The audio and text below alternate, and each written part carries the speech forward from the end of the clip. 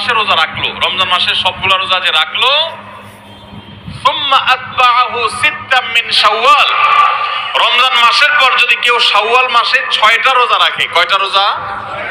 6টা রোজা রাখে। কোন মাসে? শাওয়াল মাসে, যে মাসটা চলছে। তাহলে কি হবে? কানা কাসিয়ামিদ দাহর, তাহলে সে সারা বছর রোজা রাখার সওয়াব পাবে। আপনি 30টা পাইছেন, 30টা রাখছেন, এক মাস রমজান মাসের সওয়াব পাইছেন। সাথে আর শুধু 6টা প্লাস করলে অফার হলো 12 মাস রোজা রাখলে যে পরিমাণ সওয়াব পাইতেন আপনার অ্যাকাউন্টে আল্লাহ সেই পরিমাণ সওয়াব জমা করে দিবেন। তাহলে কোন বুদ্ধিমান মানুষের শাওয়ালে 6 রোজা রাখা ছাড়া উচিত না। অনেক উলামা ইকরাম এই হাদিসকে ব্যাখ্যা করেছেন এইভাবে যে আল্লাহ রাব্বুল আলামিন সাধারণত নেক আমলগুলোকে 10 গুণ পর্যন্ত বাড়িয়ে দেন, কোন কোন ক্ষেত্রে আরো বেশি, দানের ক্ষেত্রে 700 গুণ আল্লাহ বাড়িয়ে দেন, কাউকে কাউকে হিসেব ছাড়া দেন। এই যে সাধারণত আল্লাহ তাআলা নেক আমল করলে কয় গুণ বাড়িয়ে দেন? 10 গুণ। কয় গুণ বাড়িয়ে দেন ভাই? 10 গুণ। তো আমরা রমজান মাসে রোজা রাখি, সাধারণত সারা মাস 30 হয় সর্বোচ্চ, কখনো কখনো 29 হয়, 30 বেশি তো আর হয় না। তাহলে 30 হলে 30টা রোজা আমরা রমজান মাসে রাখলাম, আর শাওয়ালে যদি 6টা রাখি তাহলে কয়টা হয়? 36 রোজাকে যদি আপনি 10 দিয়ে গুণ দেন সমান সমান কত হবে? 360। সারা বছরের হিসাব পাইছেন ভাইরা আমার। এই জন্য আল্লাহ রাব্বুল আলামিন আমাদেরকে সারা বছর রোজার সওয়াব দিবেন। শুধু রমজান রোজা রাখলে সারা বছর রোজার সওয়াব পাবেন না।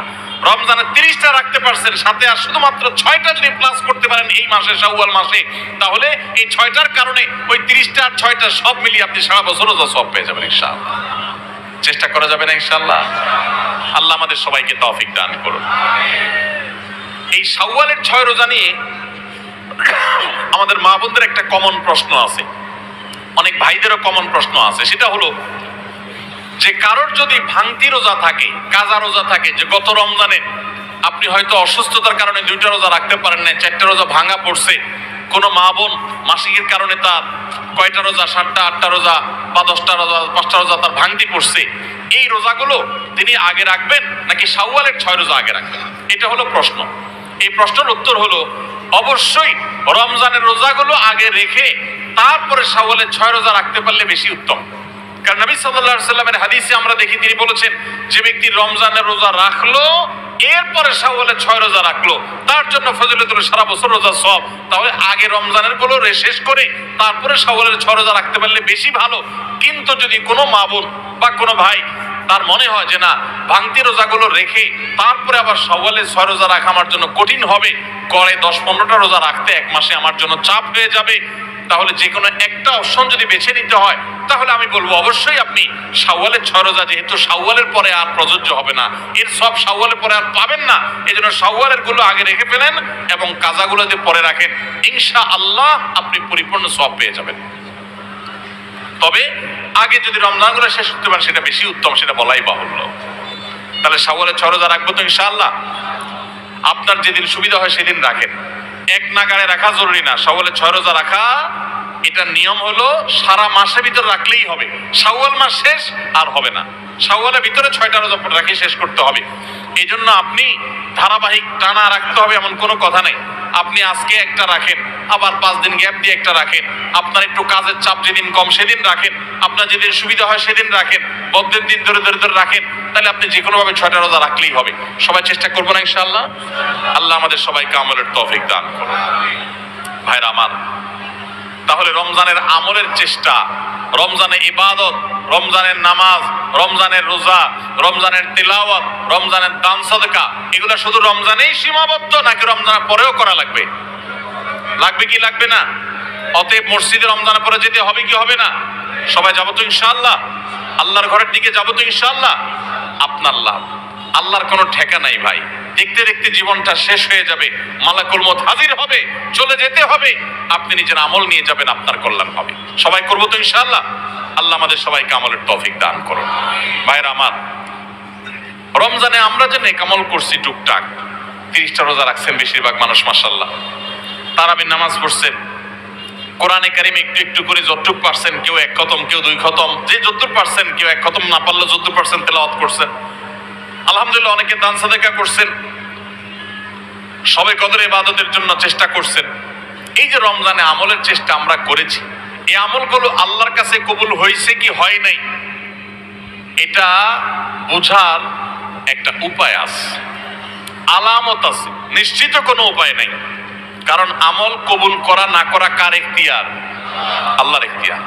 শতভাগ পারফেক্টনেস আপনি এনেছেন আপনার কাছে মনে হচ্ছে, তারপরও কোনো ত্রুটি থাকতে পারে যেটা কারণে আল্লাহ তাআলা বললেন না আমি তোমারটা অ্যাকসেপ্ট করলাম না, সেই এখতিয়ার আল্লাহর আছে। কিন্তু আমরা যে নেক আমলগুলো করি এগুলো সম্পর্কে ওলামায়ে কেরাম অনেক সালাফ, ইসলামের ইতিহাসের সোনার যুগের স্বর্ণ মানবগণ, পূর্বসূরীগণ আমাদের, তাদের উক্তি আছে যে কোন কোন আমলের কবুল হওয়ার ব্যাপারে পূর্বাভাস, আলামত এটা জানা যায়। আলামত দেখে সুধারণা করা যায়, নিশ্চিত কোনো গ্যারান্টি নেই কবুল হয়েছে কিনা বলার সুযোগ নেই, তবে অনুমান করা যায়, ধারণা করা যায় যে হয়তো আল্লাহ কবুল করেছেন। তাহলে রমজানে আমাদের আমল ইবাদত কবুল হয়েছে কি হয় নাই সেটা বুঝার যে আলামতটা, সেটা কি বলে দিব আপনাদেরকে? তাহলে একটু মাপে নিলেন যে আপনার আমলটা কবুল হলো কি হলো না, চেষ্টা করলেন, উৎসাহিত হলেন, অনুপ্রাণিত হলেন। বলবো আমি সেটা? ভাইরা আমার, সেটা হলো, সে আলামতটা হলো রমজানে যে আমলগুলো করেছেন, শুধু রমজানের জন্য এটা কথা না, সারা বছরের জন্য প্রযোজ্য। কোনো আমল করার পর সে আমলটা যদি আপনি ধারাবাহিকভাবে করতে পারেন, কন্টিনিউয়াসলি করতে পারেন, বারবার করতে পারেন, একাধিকবার করতে পারেন, ওইটার ধারা যদি ধরে রাখতে পারেন, তাহলে আপনি আল্লাহর ব্যাপারে সুধারণা করতে পারেন আল্লাহ আপনার আগেরটা কবুল করেছেন, এই জন্য পরে আবার করার তৌফিক দিয়েছেন।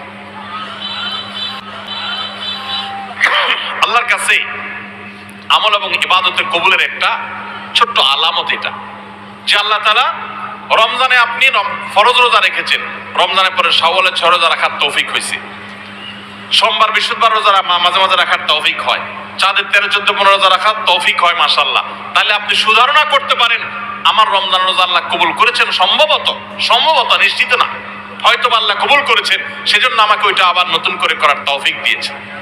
রমজানে আপনি তারাবির নামাজ পড়েছেন, রমজানের বাইরে 5 ওয়াক্ত নামাজ ধরে রাখছেন, তাহাজ্জুদ মাঝে মধ্যে পড়ার চেষ্টা করেন, হিম্মত করেন, নিয়ত করেন, সুধারণা করতে পারেন আল্লাহ হয়তো আমার রমজানটা কবুল করেছেন। কারণ আল্লাহর পদ্ধতি হলো কোন আমল করার পর বান্দা সে আমলটা যদি আল্লাহ অ্যাকসেপ্ট করেন, ওই আমলটা বান্দাকে নিয়মিত করার সুযোগ দেন, তৌফিক দেন। এটা দেখে আন্দাজ করা যায় যে হয়তো আল্লাহ তাআলা আমল কবুল করেছেন।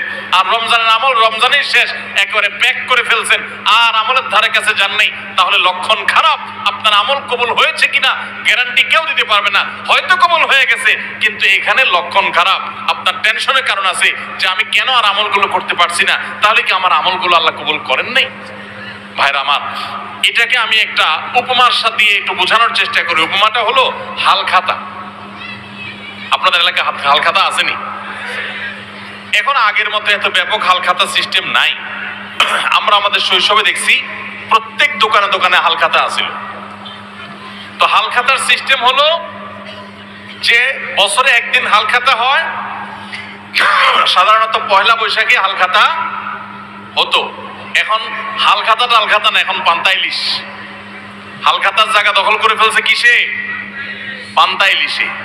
হালখাতা ছিল গ্রাম বাংলার ঐতিহ্য, সেটা চলে যায় ওই জায়গায় ঢুকছে কি? পান্তা ইলিশ। যাই হোক, তো হালখাতার সিস্টেম হলো সারা বছর যা বাকি খাইছেন এই সব টাকা হালখাতার দিন পরিশোধ করে একদম আপনার হিসাব ক্লিন করবেন, পরিষ্কার হয়ে যাবে, কোনো দেনা বাকি থাকবে না।